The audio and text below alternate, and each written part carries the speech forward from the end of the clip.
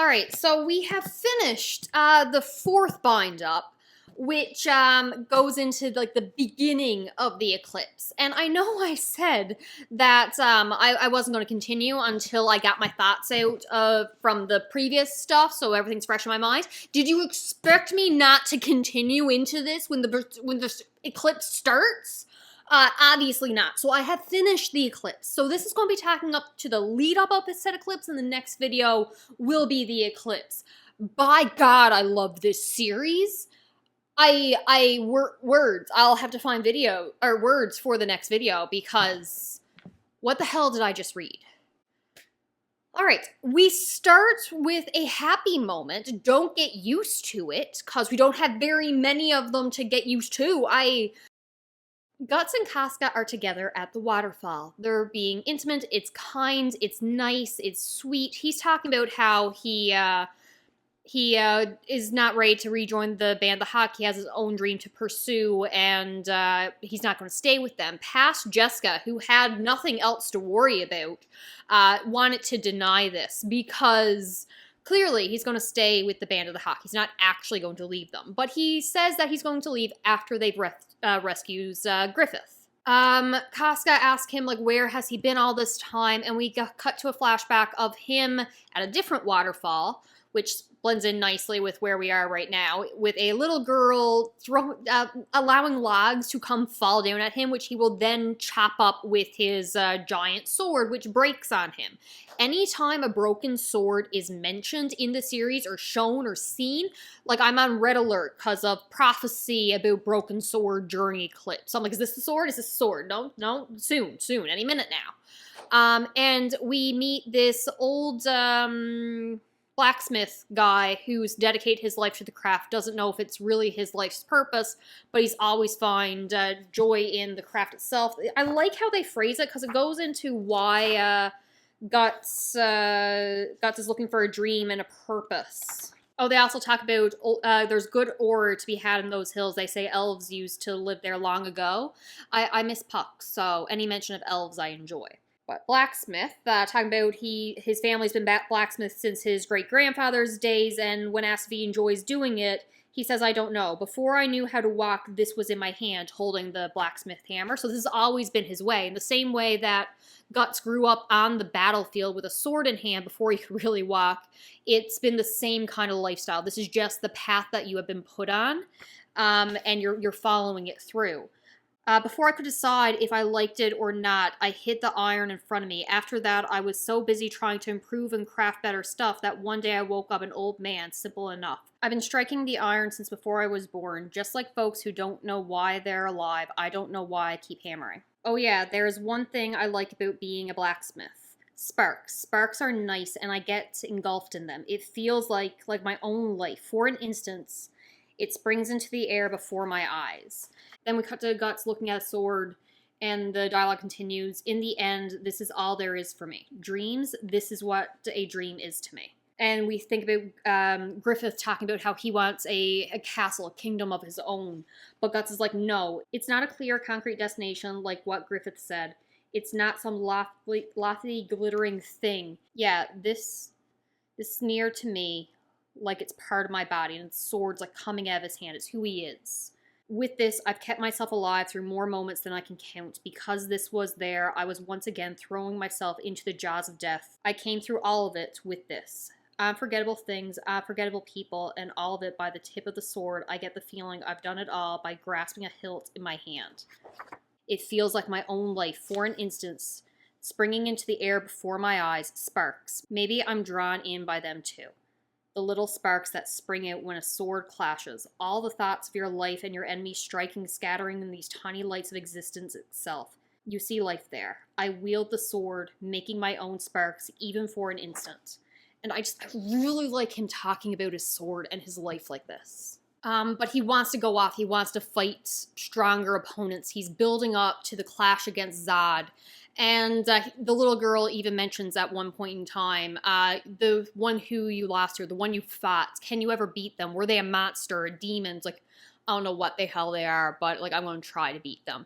And that's like his new aspiration is just to be the best at this. And Casca, hearing all of this, just starts cursing him out because how dare you be so selfish and talk about leaving us after you've already left me once.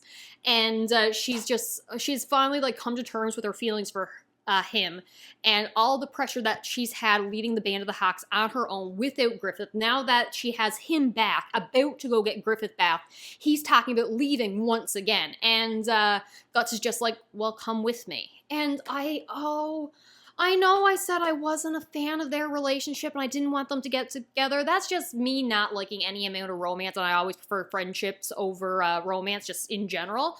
But to have them together, I'm all for it. Let them travel the countryside and be happy, and just a quaint little life, and occasionally they take a mercenary job. Big deal.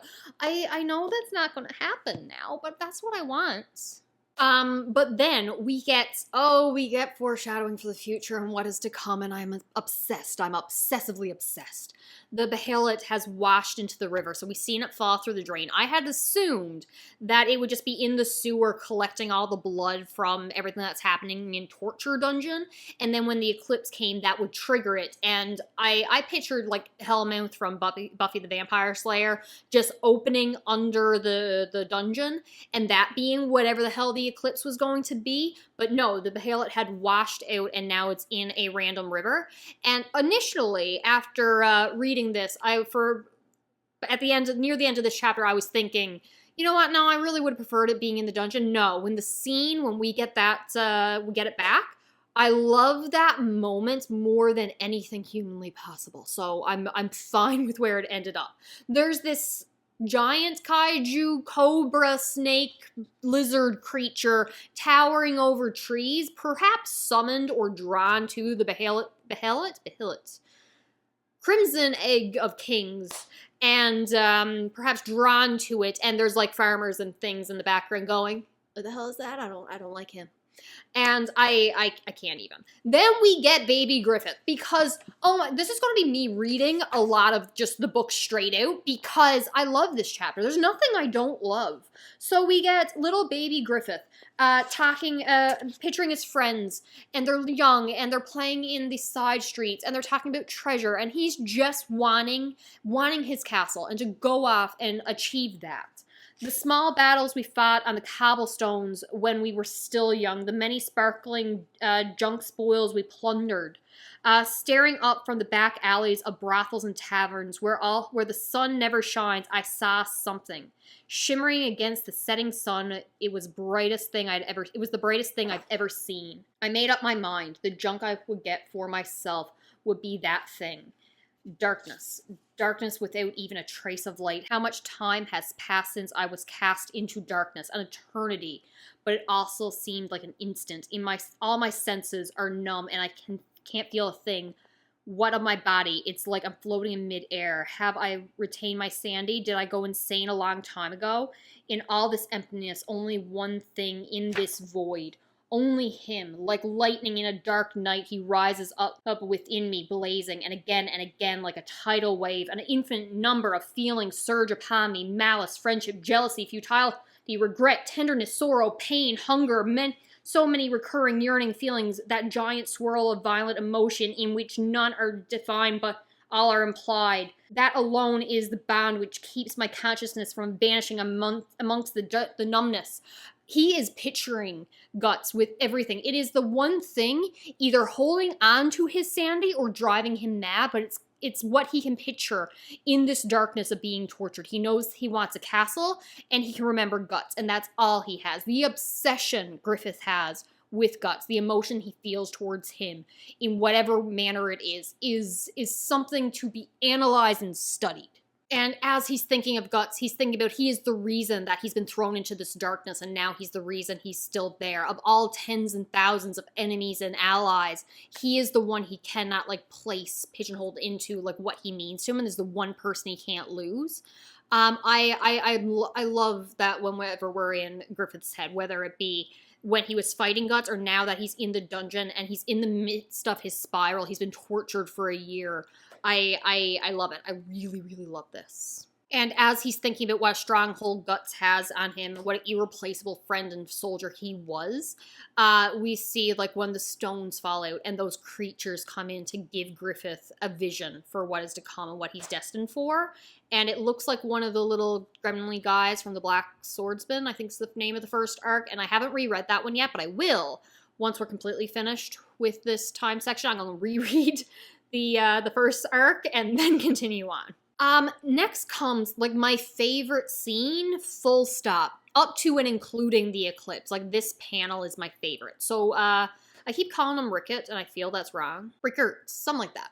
Now, he has to stay behind while the main force goes on the rescue Griffith mission. Because A, he's a baby, and 2, his arm's in a sling, so he's probably not going to be much help. So he stays with the main force. And at one point in time throughout the night, he goes to get, like, water from the creek, where he sees this elf fairy thing, and I'm immediately reminded of Puck. So I'm like, oh, cool, yay, sweet little elf thing. That's good. That's a good thing, right? I'm very, very, very wrong. So, evil fairy elf thing signals for him to think that an enemy is nearby, bad omen, runs back to camp, where previously everyone had been celebrating and happy and joyous because Griffith is coming back, the band's back together, they're gonna, the Hawk will rise again kind of thing. Darkness. The panel is just pitch black with all these little campfires around. And I am genuinely terrified of turning the page. This is the first moment that I really felt true fear in this series and hesitated to turn because I was scared of what was to come. And Rickard is just thinking about how did they hear the enemies coming? Have they already fled? There's no way a battle has already happened. And then the page is just like a man hanging from the air, midair, and calling to him, telling him to run before you get the full image of this slug monster demon thing that has come and has eaten everybody. So the only members of the Band of the Hawk that's left is the ones who went on the rescue mission for Griffith. And the elf thing is evil with the slug thing and is ready to feast upon everyone as the eclipse is drawing near.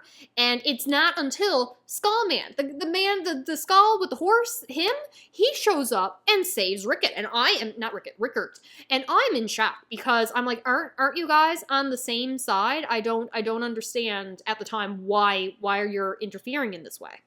So the skull on the horseman guy, Skull Knight, flies off. And Rickett is just crying and in shock at having lost everybody.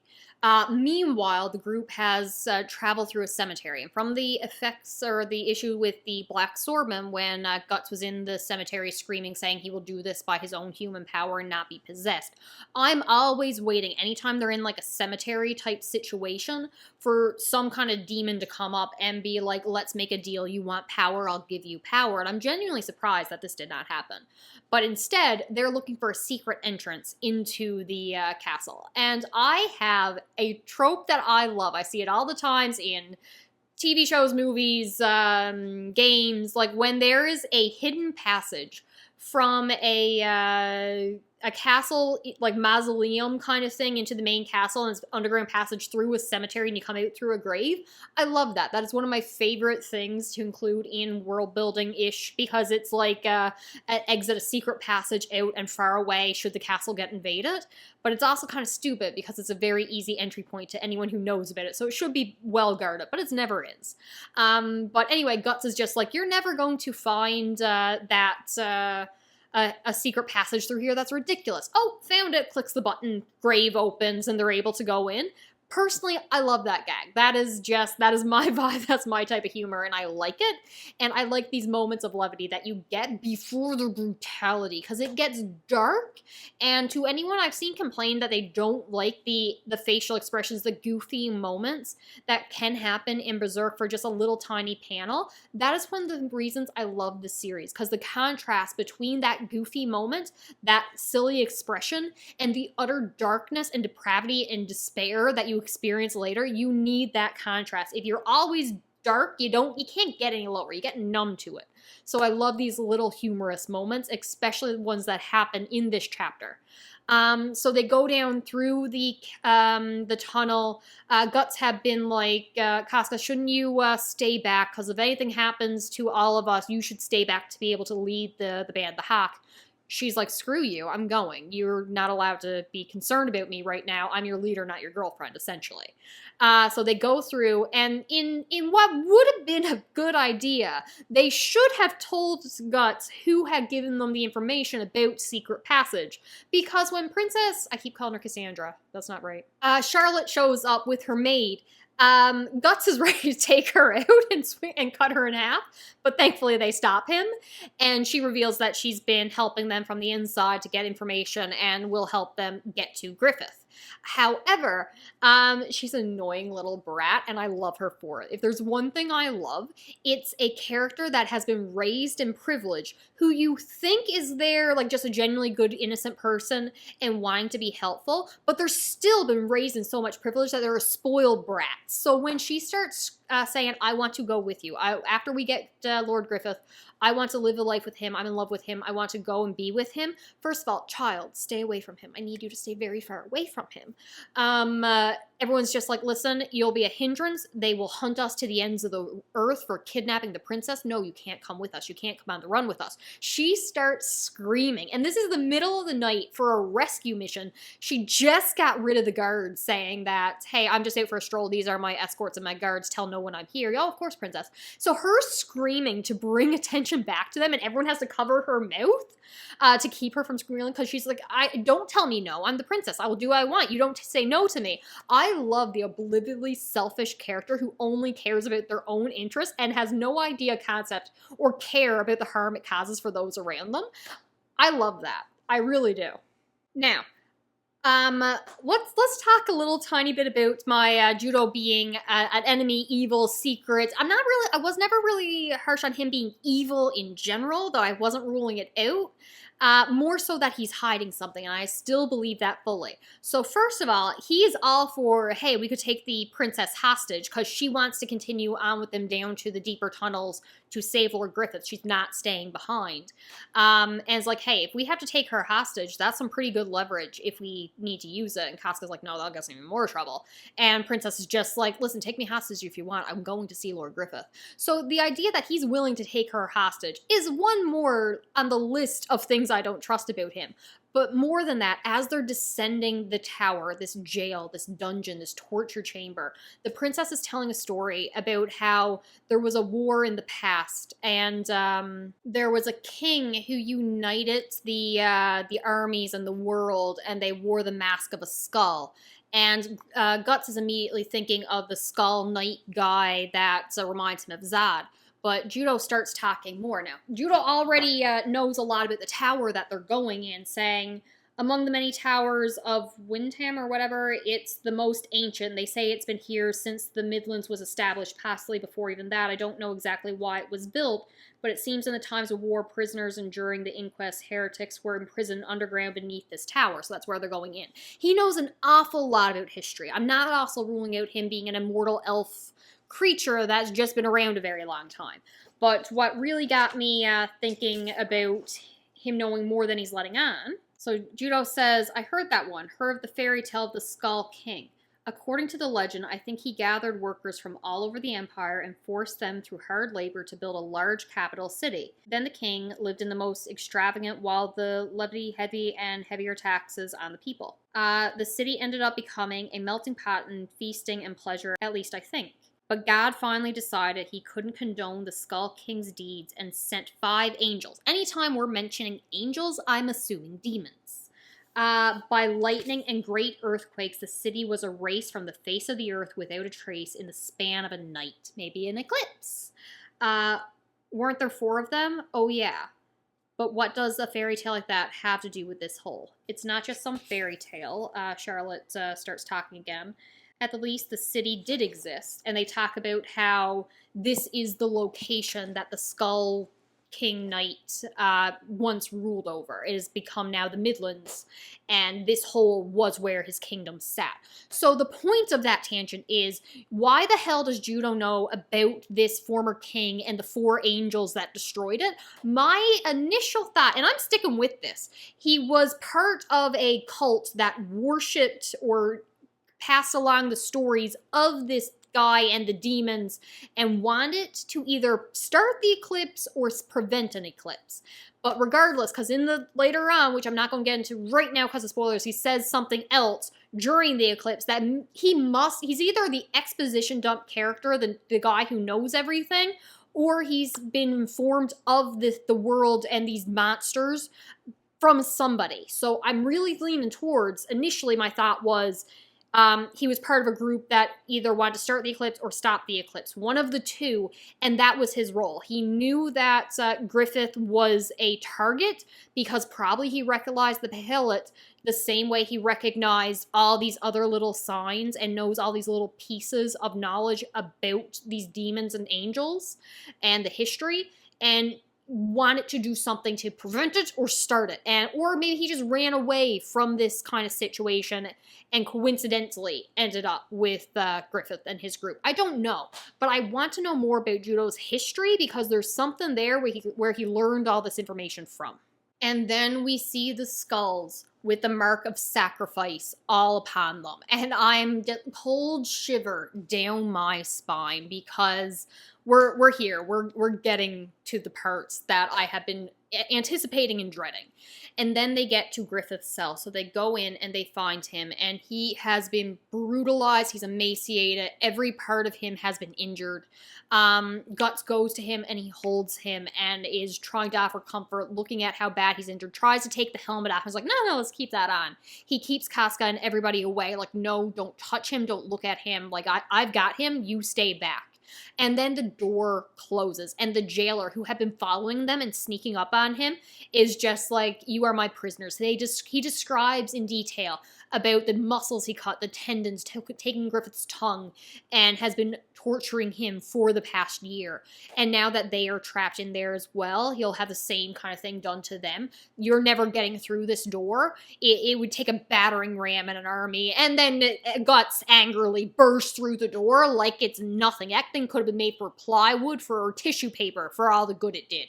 And he takes the jailer, cuts out his tongue, stabs him through I think the gut, holds him over the edge of the pit where previously, like, Casca had dropped a flame down torch, and it just continued to fall. It goes a long way. So that's a deep hole that this jailer falls down.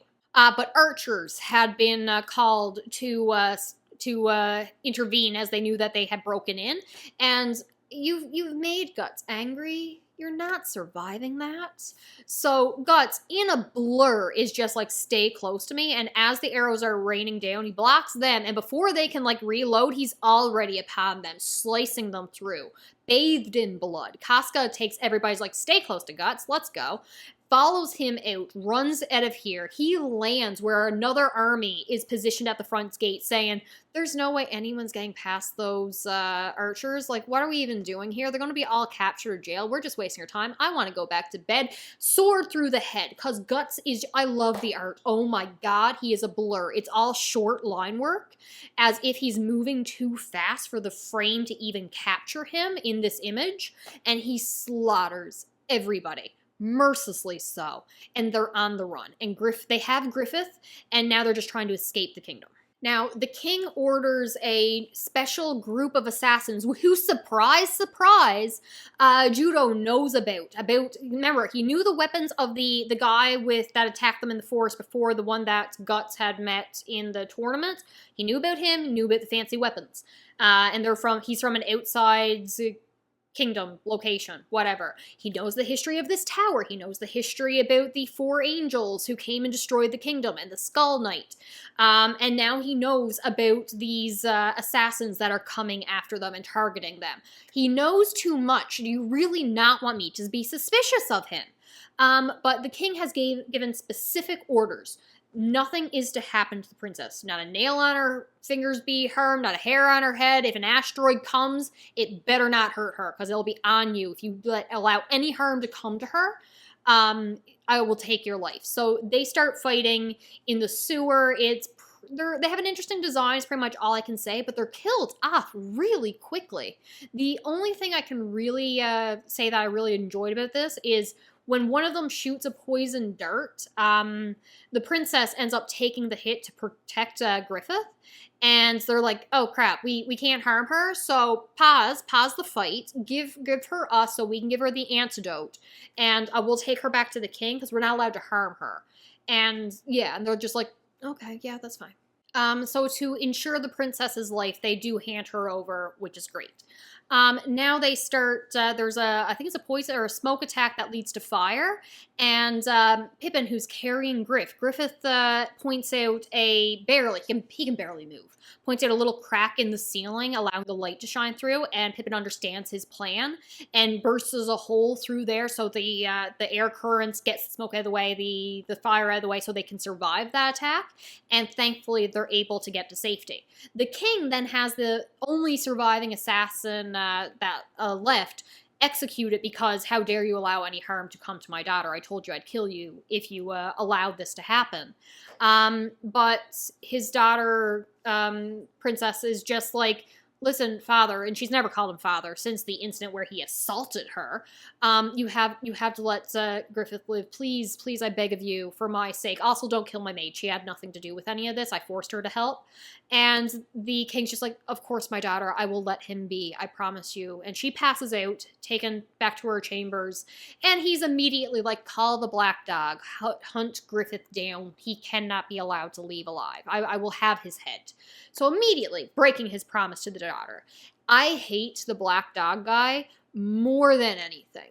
Because my only complaint of Berserk is rape as a plot device, or sexual assault as a plot device. It's just, if you can incorporate it in a way that says something more than this is a dark and brutal world, sure. But to use it to establish this character is evil and does bad things, and it's just brutality and horrible and nothing deeper than that, it doesn't need to be on page shown. So it is the black dog, right? I do not care about him. Let's confirm that that's even his name. Yeah, the Black Dog Knights. So the leader of whom I'm just going to refer to as the monster, because frankly, I don't care about his name, is in the middle of like an orgy when he gets the order to go hunt down Griffith and the Bands of the Hawk, who have ended up at a nice little barn where a kind person is helping them, putting them in the back of a wagon to escape, because they respect the Band of the Hawk in their history and what they've done for the war, and they believe they're good people. The daughter of whom is there along with the little brother, the mother, the father, when the Black Dog Knights arrive, assaulted, brutalized, body parts, mutilated, put on the swords to hunt them down, so when they come after Guts and the others, they can see the faces of the people who just helped them that have now been killed by the people brutally chasing them down. And you get some strategic planning from the Bands of the Hawk in like setting up traps, blowing up a bridge, having rocks ready to rain down on any pursuers who chase them through the path that they have chosen to escape through, because they knew they would probably be pursued. And that's when you see like how brutal the Black Dog Knights are. The monster leader, who is like a dog man something, who... at one point in time he was in prison, which makes zero sense to me. How did you ever get this man in handcuffs to put in a prison? But ended up killing another inmate by establishing power and throwing him so he landed on a spike on top of a roof. So that's where he got his command from, and everyone fears him. And his men are so scared of him, they would rather risk their lives on anything rather than upset him or run away, because you'll be killed by Captain Evil Monster Guy. So yeah, just keep pursuing your enemies through everything. You can't stop. I really don't have too much to say about the pursuit of the Black Dog Knights, because it's action, it's well illustrated, it's brutal, but in terms of narrative plot, there's not too much. You have Griffith wanting to pick up the sword and fight, because he used to be one of the greatest fighters, but now he can barely move. He can't pick up his own sword. His tendons are severed. He's hunkered down in a small cave being protected. Previously, you had like Casca riding with him in the wagon and not knowing what to say. What words could she express to offer him comfort? And you have him just observing Guts and Casca's interactions and other bands as he's helpless and lying down.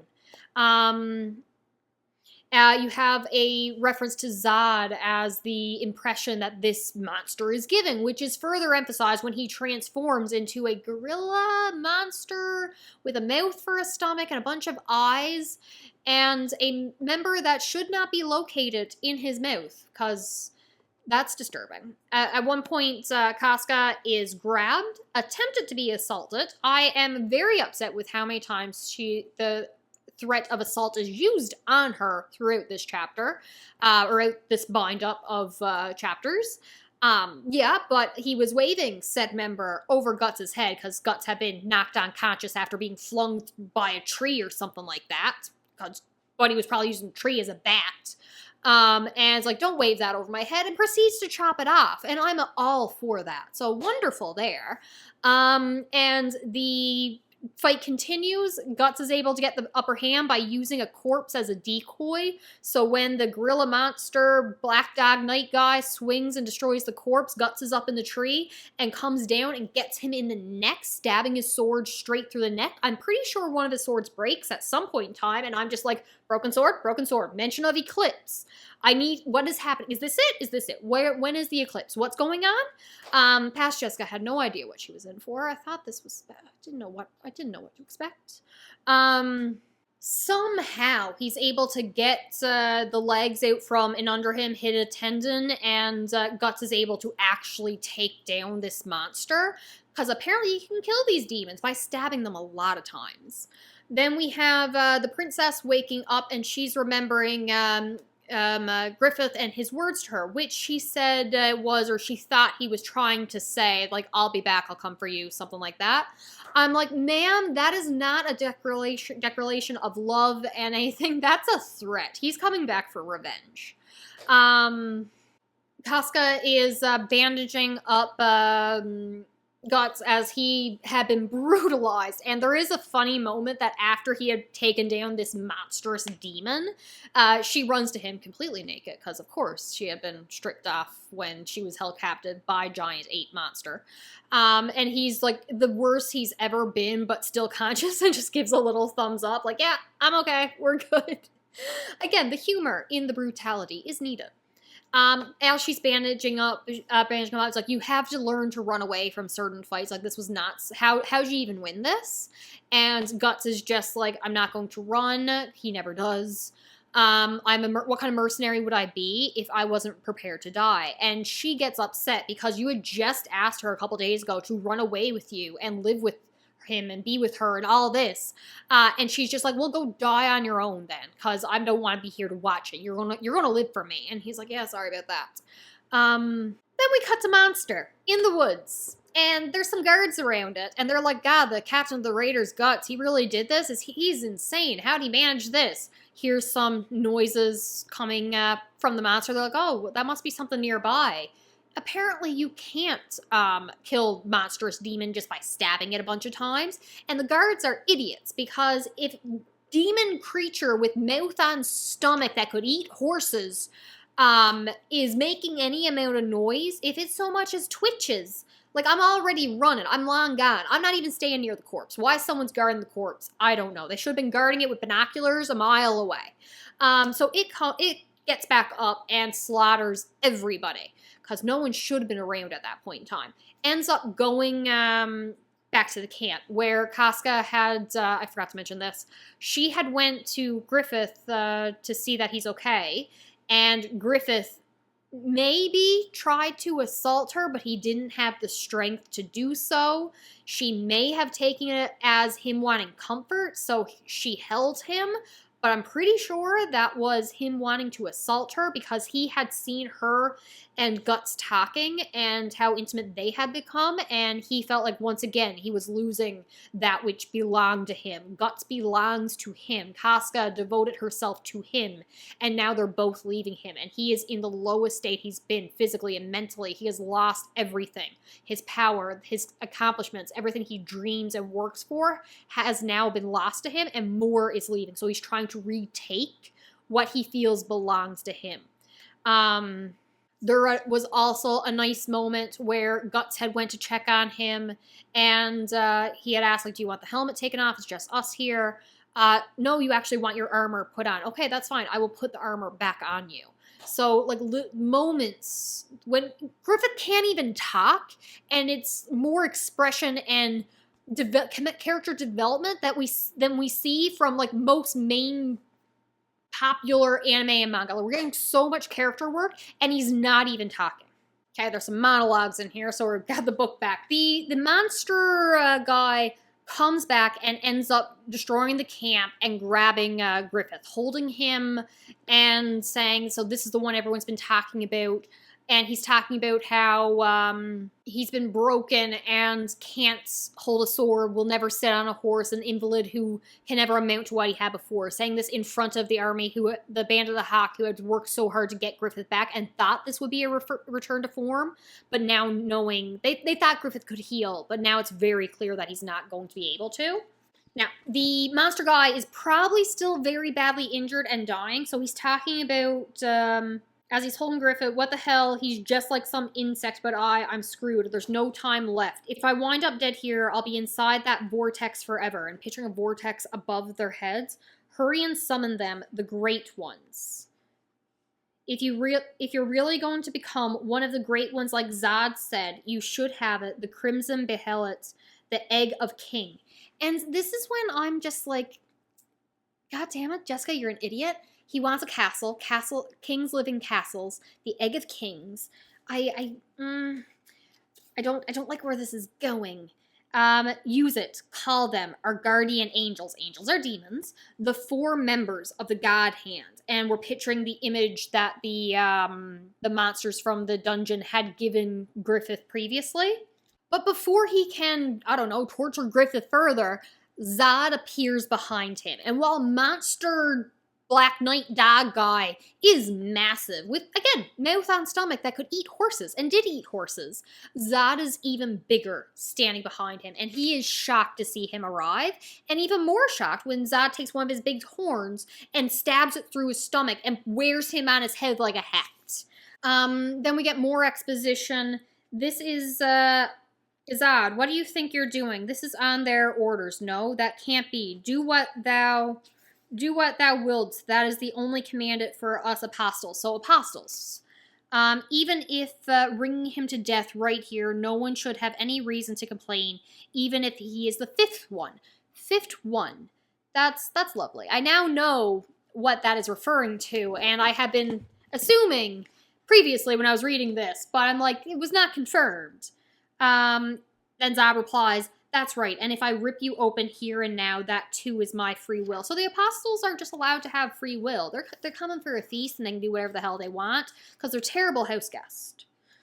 He's screaming, he doesn't got it on him, he don't got the Behelit, he ain't the man we think he is. And then I'm thinking, wait, maybe Griffith has been led astray all this time and he's not the evil one and it's someone else. No, I was not thinking that it was Judo, but I was thinking it might have maybe been someone else.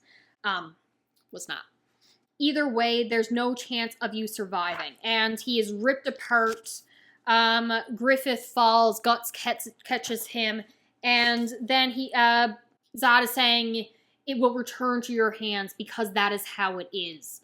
And Guts is screaming at him, hey you, what is this about the eclipse that you warned me about, this death I cannot escape, or that I might escape? Wasn't it this monster dog guy? And no, Guts. No, it was not. That the eclipse was not the guy you just killed, because we are not that lucky. It was not this kind. So The Black Dog Knight guy ends up, like, more or less dissolving as creatures look like it's escaping from him in this vortexy thing, and it's slowly shrinking in size until all he's left is this old man with a sword through his throat. And you're thinking that any of these demons were just regular people who were given this power and became these monsters and able to transform like this. So I'm also thinking that Zod has a secondary, more humanish form, besides the form that we seen him in the dungeon originally without the wings. He grew the wings later. I'm wondering if there's another form that's more humanish. And I've been going on for a while, so let's stop this part here. And I might have to finish the second half of this leading up to the eclipse before the eclipse section.